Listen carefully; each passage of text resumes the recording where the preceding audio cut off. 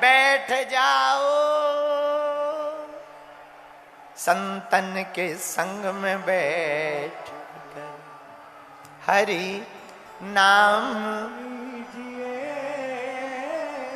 संतन के संग में बैठ कर हरि नाम लीजिए। सुंदर है नाम राम का सुमरन तो कीजिए, सुंदर है नाम राम का सुमिरन तो कीजिए। भैया हनुमान जी से सीखना क्या? भैया हमारे हनुमान जी को माता जानकी जी ने कहा, बेटा रघुपति चरण हृदय धरी, राम जी के चरण मन में रखकर जाओ। और हम प्रयागराज वालों तुमसे भी प्रार्थना करेंगे, कितनी भी विपत्तियां रहें, कितने भी संकट रहें, कितने भी व्यवधान रहें, आज की कथा सुनकर तुम घर जाना तो हृदय में राम जी को रख करके जाना, मन में राम जी को रखकर। अच्छा एक बात बताओ, हनुमान जी का एक नाम संकट मोचन है कि नहीं है? बोलो है कि नहीं? यदि हृदय में संकट मोचन हनुमान जी रहेंगे तो क्या संकट रह पाएगा? बताइए।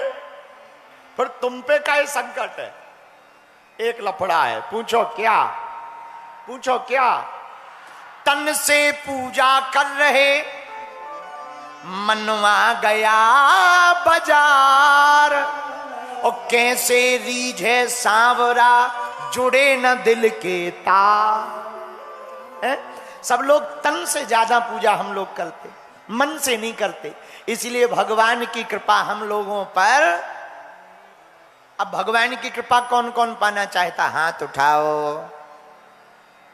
सुंदर है नाम राम का सुमिरन तो कीजिए। और क्या करो?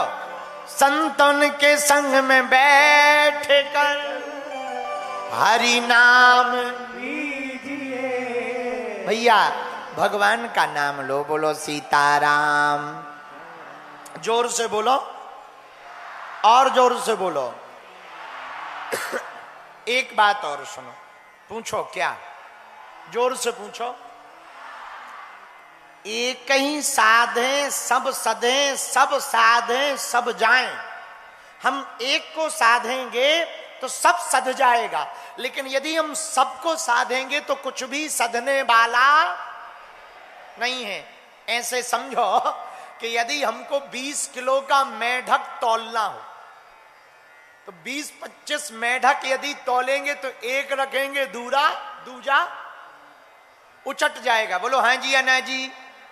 बोलो बोलो बोलो। अब 20 किलो का वजन पूरा करना मेढक का, तो क्या किया जाए? अनेक मेढक में कोई ना कोई उचट जाता है। एक उपाय है, पूछो क्या? एक मेढक 20 किलो का खोजा जाए तो पैर भी पकड़ लेंगे, उचटेगा भी नहीं और काम भी। ऐसे ही बहुत देवी देवताओं को पकड़ने की बजाय हनुमान जी के चरणों भर को पकड़ लिया जाए तो काम हो जाएगा। और ये हम नहीं कह रहे, गोस्वामी जी ने कहा, और देवता चित्त न धरई हनुमत से। हनुमान जी के चरण पकड़ लेंगे तो सबकी कृपा हो जाएगी। बोलो सीताराम। अच्छा इसी पे दूसरी बात सुनो। एक गांव में पति पत्नी रहते थे। पति का नाम था चंगीलाल, अब वो प्रयागराज का ही था। पत्नी का नाम मुन्नी बाई। अब सुनो, एक दिन पति जा रहा था बाजार। पत्नी ने कहा कहां जा रहे? बोले बाजार जा रहे हैं, मार्केट। तो पत्नी बोली सुनो सुनो, इधर आओ, मार्केट जा रहे, बरसात आने वाली है, छाता ले आना, छाता।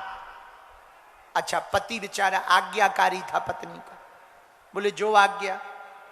जैसे ही जाने लगा तो पत्नी फिर बोली ए रोको रोको रोको, इधर आओ, छाता तो लाना, पर बाजार में ठगने वाले बहुत हैं। जो रेट वो बोले तुम आधा बोलना, और उसी रेट पे लाना, आधे रेट पे। अब पति बेचारा आज्ञाकारी था, क्योंकि प्रयागराज का था। बोला जो आज्ञा। गया बाजार में, सुबह सुबह का टाइम, दुकान खुली, और जैसे ही दुकान खुली तो दुकान में प्रवेश करते ही इसने कहा, छाता देखा, लाल रंग का छाता, अच्छा छाता। पूछा कितने का है? दुकानदार बोला 16 रुपया, पुराना जमाना, सस्ता। तो इसे पत्नी की बात याद आ गई, बोले बहुत ज्यादा है, हम तो 8 रुपया में लेंगे। दुकानदार बोला 8 बहुत कम होते हैं, सुबह सुबह का टाइम है, बोनी का टाइम है, एक काम करो, आए के आए 14 रुपया लगेंगे, 1 रुपया कम नहीं लगेगा, 14 लगेंगे, 14 में ले जाओ। इसने कहा फिर तो हम 7 देंगे। अब दुकानदार बोला तुम्हारा दिमाग खराब है क्या, हम घट रहे तो तुम्हें बढ़ना चाहिए। बोला नहीं नहीं, हम तो 7 ही देंगे। अरे दुकानदार बोला सुबह सुबह दिमाग खराब मत करो, एक काम करो, तुम्हारी ना हमारी, ना तुम्हारी ना हमारी, 12 रुपया लगेगा, इससे 1 रुपया कम नहीं लगेगा। बोले फिर तो हम 6 में लेंगे। दुकानदार बोला भाई तुम्हारा दिमाग सटक गया, उल्लू हो, पागल हो, हम घट रहे तो तुम्हें बढ़ना चाहिए। एक काम करो, हम 2 रुपया घाटा खा लेंगे, सुबह सुबह हमारी बोनी खराब मत करो, दिमाग खराब कर दिया तो पूरा दिन और बेकार जाएगा। चलो 10 रुपया दे दो, छाता ले जाओ। इसने कहा लो 5 रुपया ले लो, छाता दे दो। अब दुकानदार को गुस्सा चढ़ी। दुकानदार बोला एक काम करो, फ्री में ले जाओ। बोला फ्री में? हाँ। तो सिर खुजा के बोला फिर तो हम 2 लेंगे। पूरे दिन भर प्रयागराज के मार्केट में घूमता रहा, पर छाता नहीं खरीद पाया। शाम को खाली हाथ घर आया। पता है इसको एक छोटी सी वस्तु छाता क्यों नहीं मिली? पूछो क्यों नहीं मिली? पूछो। क्योंकि एक भाव पे नहीं टिका था। एक भाव पर टिका रहता तो छाता मिल जाता। ऐसे ही यदि तुम अनेक भाव में टिकोगे तो परमात्मा नहीं मिलेगा, एक भाव में टिकोगे तो भगवान की कृपा होगी। बात समझ आ गई? एक भाव में टिको।